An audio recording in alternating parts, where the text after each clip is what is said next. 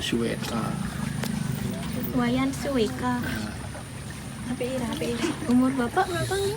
Umur Bapak 79 tahun. Udah dari umur berapa Bapak di sini mengini ini? Oh, saya dari kecil memang nenek moyang saya bertani. Saya dari segitu udah bawa arit tuh, nabit ya. Dari segini saya udah nabit. Ini kan kandang sapi dulunya. Ya. Menurut Bapak sawah itu seperti apa? Ya menurut saya sawah itu seperti kehidupan penunjang petani ya. Jadi petani itu sumbernya dari sawah. Kalau tidak ada sawah dan ladang atau topon, mana bisa bertani, kan tidak bertani namanya. Itu sumber kehidupan menurut kami.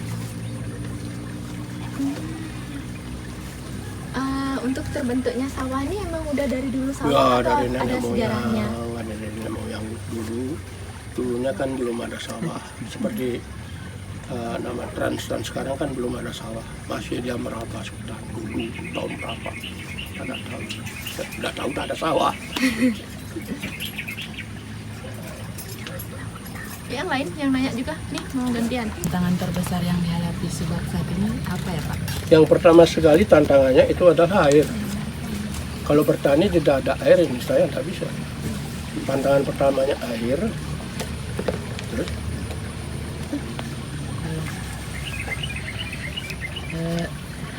Apa hubungan antara Subak dan ritual atau upacara adat di masyarakatnya?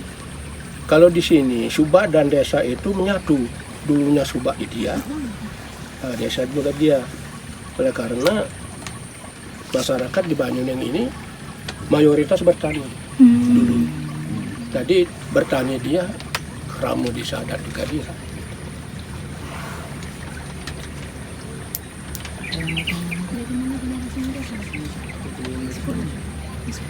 Jangan sungkan-sungkan bertanya-tanya aja untuk melengkapi.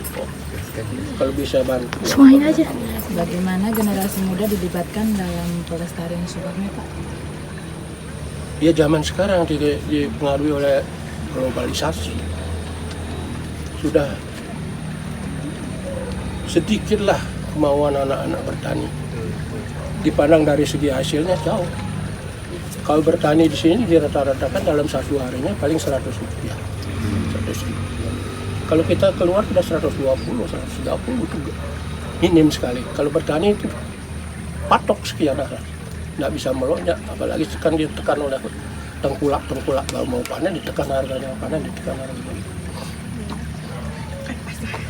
Semenjak ada Subak ini, bagaimana pengaruhnya ke pertanian dan kesejahteraan masyarakat di sekitar sini, Pak?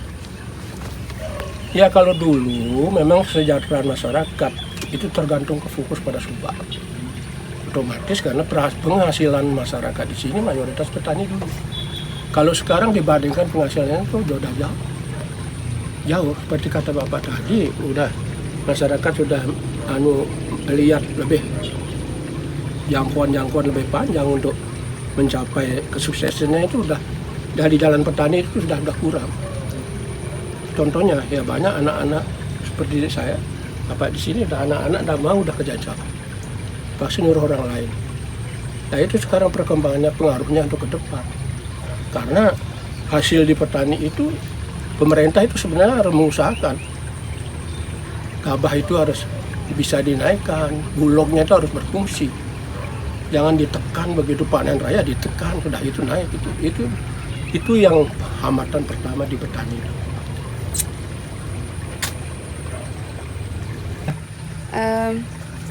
Mungkin ada saran dari Bapak agar Subak ini tetap lestari dan relevan di masa depan.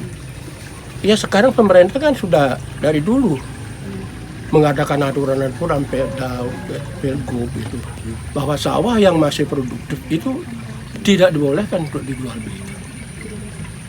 Itu masyarakat, orang yang membuat aturannya orang yang melanggar kan. Itu pada dasarnya. Kalau betul-betul dilaksanakan program pemerintah itu bagus. Contoh itu rumah suka. Kalau bertahun terus tidak ada sawah, kita ngimpor. Bukannya seperti kita ngimpor beras plastik ya. Ya, itu ya pengaruhnya. bagaimana pemerintah atau pihak lain mendukung pelestarian subak ini? Ya, satu-satunya dulu yang Bapak lihat dari Pemda memberikan sarana kepada subak, bantuan dulu tiap tahun dikasih bantuan. Dulu 30 juta lah dibantu. Sekarang sudah tidak ada bantuan. Jadi pemerintah itu sudah memikirkan untuk ke depan. Mungkin karena situasi dan kondisi yang seperti itu, sekarang orang yang berbuat baik udah disisihkan sekarang. Pada dasarnya orang yang gitu-gitu, ada kan lihat di DPR itu. Apa DPR itu?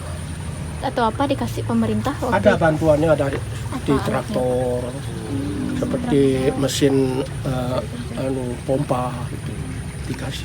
Pompa. Sampai sekarang masih bisa Masih dipakai? bisa dipakai. Oh, bagus. Ingin disampaikan tentang pentingnya subak untuk masyarakat luas, terutama kami sebagai mahasiswa. Iya, subak itu harus dilestarikan. Seperti pepatah mengatakan bahwa negara itu adalah tulang punggung petani kan. Guru itu adalah tulang punggung orang masyarakat. Guru itu abdi negara juga. Itu ditegakkan sebenarnya pemerintah itu. Fokuskan ke sana, jangan yang lain-lain yang benar itulah yang dulu dikerjain. Jangan yang ngerjain yang belum ada manfaatnya. Kita kan masih membutuhkan suatu pelajaran, ya seperti bantuan kan. Pemerintah harus fokus ke sana dulu. Dan menurut Bapak, tapi maaf, ini kata Bapak ya, bukan menyinggung pemerintah. Ini saran dari Bapak. Bapak itu adanya dua musim ini itu mempengaruhi subak itu nggak Pak? Kalau di sini memang semusim itu setiap musim ada pengaruhnya. Seperti sekarang musim sebenarnya tidak ada hujan, sekarang hujan. Otomatis ada pengaruhnya kepada tumbuh-tumbuhan, ada banyak hama, banyak gitu. Otomatis itu pengaruhnya. Dan untuk pengaruh airnya ya jelas kan, musim kemarau itu kan airnya udah. Nah, inilah pentingnya masyarakat kamu, anggota petani itu membuat sumur bor. Jadi dia pakai sibau untuk narik. Jadi dalam suatu kekurangan air bisa itu dipakai. Itu adalah sedikit membantu dari pemerintah.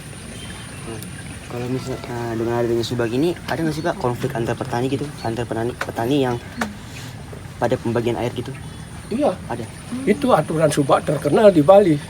Irigasinya ini, Bali itu ngatur air itu terkenal di mana-mana.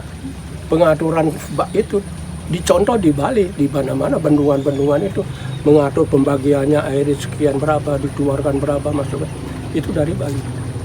Sekarang ada aturannya Pak. Atau wah malah bisa berkelahi kalau tidak punya haknya dia ngambil hak bisa sama saja. I just had to let you know you're